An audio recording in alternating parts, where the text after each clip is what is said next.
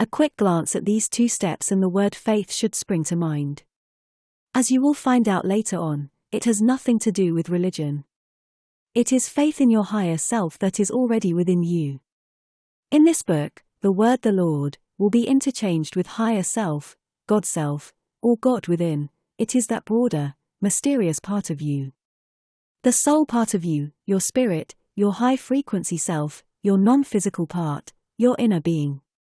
In the book Outwitting the Devil, the great Napoleon Hill called this part of him, the other self. It does not matter which word is used to define this part of you. What matters is a better understanding on how you can work harmoniously with your higher self to bring more peace, abundance, and joy into your life. These 2 steps also summarize the asking and receiving process between you and your God self. Phrases such as ask and it is given, let go and let God, come to mind. Most of us are very good at the asking part, consciously or unconsciously, but not so good at the receiving part. We could use some help in understanding the receiving mode, and applying it practically throughout our days. And this is exactly what this book intends to do. Step 1 may seem like a daunting task, but I have recently come to realize that it helps keep our physical mind at ease, as we go about the day. As we are well aware, our mind tends to be active almost all the time throughout our waking hours, frequently taking our attention away from the present moment. If left unattended, your mind might stray off into negative thought patterns and habits of thought that you have been practicing recently. You will know if your thought patterns are positive or negative, based on how they make you feel. Every emotion you feel is an indication of where you are, in relation to the always high frequency of your higher self. Your feelings represent the best form of communication, or feedback from your higher self. If you think about it, the person you talk to most of the time is yourself, in your head. Altering your self-talk into conversations with the Lord can have a positive effect on your thought process. Add a teaspoon of faith into the mix, and you will have the recipe for inner peace. Although it may seem like one-way communication, deep down you know that someone is listening. Since the Lord represents the highest, most expanded, most joyous version of you, negative self-talk will not be tolerated, and feedback will come swiftly in the form of negative emotions. By joining forces with the Lord, you can elevate yourself above the physical mind and its limited perspective of life. With some practice monitoring your thoughts closely, you can eventually transcend the mind and become the watcher, and stay in alignment with the Lord more consistently. It is a state of awareness, and being one with the Lord, in other words, being one with the Force. In the early stages, it may only feel like hope to you, but in time, as you develop more faith, and notice the changes that are happening, in and around you, you will move into the knowing, or awareness stage. Step 2 can help shift our attention towards the future, instead of dwelling on the past.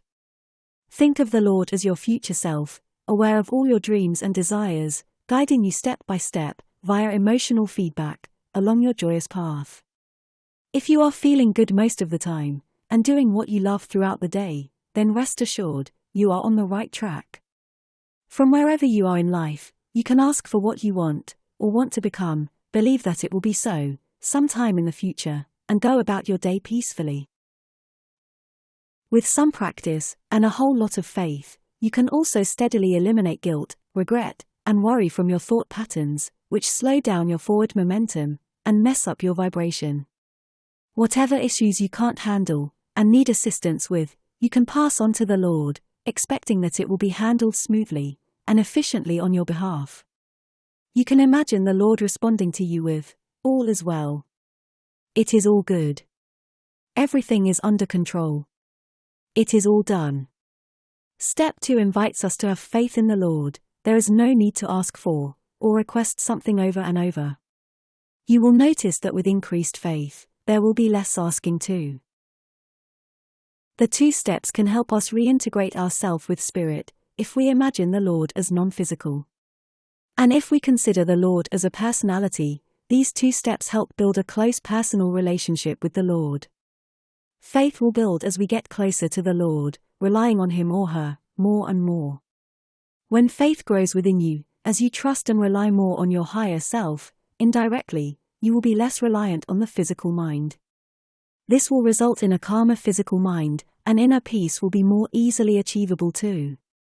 The 2 steps train our physical mind to stay connected to our higher mind, or higher self, and to allow a melding between the 2 minds, in other words, becoming more of a blended being. In time, as you blend in with your higher self more, it will feel like living life through the eyes of Source. We also see from the 2 steps how we are actually co-creators of our life, along with God, the Creator within. Our 3 God-given creative tools are thought, word, and action. But how we use these tools is entirely up to us, as we are all creative beings with free will.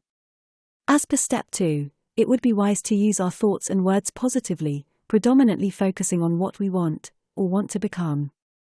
Positive choice of thoughts and words throughout the day will keep us aligned with our higher self. Positive thoughts and words feel good, keeping us in sync with our God self consistently. Positive thinking and positive self-talk are powerful allies for us, as we go about our day, being aware of God within, the co-creator of our life.